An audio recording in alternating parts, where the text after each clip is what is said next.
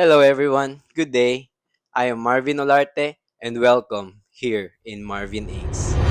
Good morning everyone. So today, another day, another hustle na naman tayo guys. Sa Bisaya pa, hustle hard.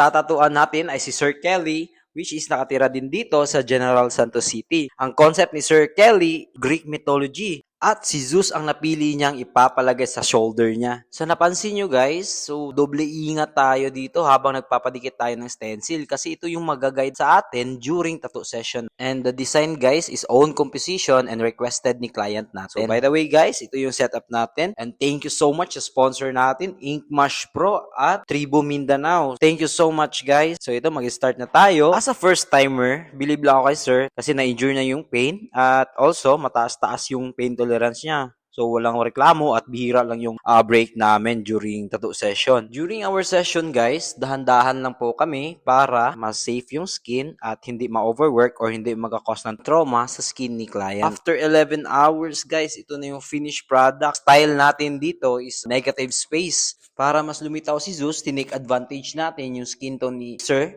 para ito yung magsisilbing parang highlight niya sa tattoo niya sa shoulder. So, ayun, thank you so much sir sa tiwala para sa first tattoo nyo. At thank you din sa inyo guys sa panunood. So, kita-kits guys sa next session.